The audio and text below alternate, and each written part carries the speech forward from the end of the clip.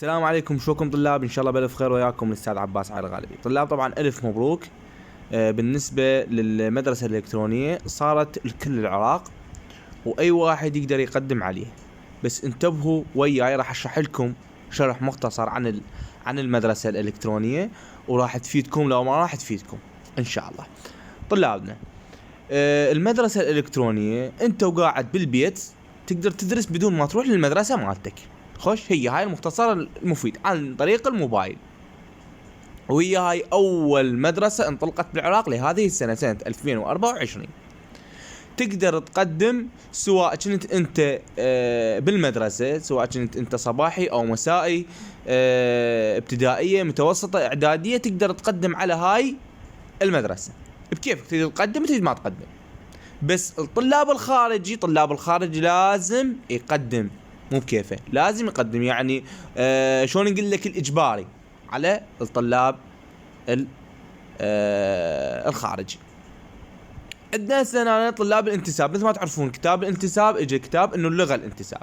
طلاب الانتساب اللي هم المدارس، اختصر لكم اياها، المدارس اللي هم الابتدائيه المتوسطه والاعداديه. تقدر انت تقدم حسب هاي الضوابط تقدر تقراها انت وتعرف. انا هاي حاط لكم اياها بقناتي، وان شاء الله اي شيء يصير، اي تحديث يصير عن المدرسه ان شاء الله راح انشرها بقناتي. اشترك بقناتي هسه هاي قدامك مال يوتيوب، وقناتي مال التليجرام هم اذا تقدر تشترك بيها، هم تشوف الاخبار اول باول، اخبار رسميه كيفك. هنا عندك طلاب يقول لك هنا ذني تقدر تقراهن وما بيهن شيء، بس هنا خل اجي نسولف على السعر. هنا على الاسعار، هنا يقول لك هنا 150 للمرحله الابتدائيه. يعني طلاب الابتدائيه من يريد يسجل بهاي المدرسه لازم يدفع 150 للسنه كامله، سنه كامله من بدايتها لنهايتها تدفع بس 150 ألف. بالنسبه للمتوسطه، بالمرحله المتوسطه يدفع 175 ألف. بالنسبه للمرحله الاعداديه يدفع بكافه فروعها يدفع 200 ألف. تمام طلابنا؟ هسه للانتساب، هاي للخارجي، هاي هاي الصفحة للخارجي. يقول لك هنا للمرحلة الابتدائية جوا هاي كاتبين للمرحلة الابتدائية 50 ألف، هاي إجباري.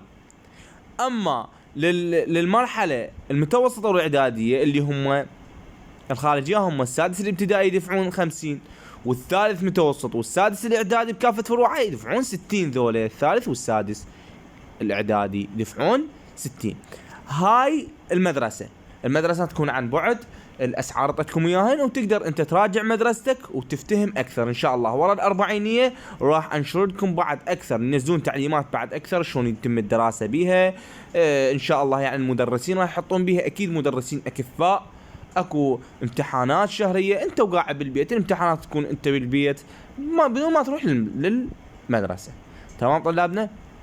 لهنا وصلنا لنهاية الفيديو. اشتركوا بقناتي مال اليوتيوب، اشتركوا بقناتي مال التليجرام، وحاطت لكم اياها ايضا مال الحساب مالتنا مال الانستا. في امان الله وحفظه. اول تعليق.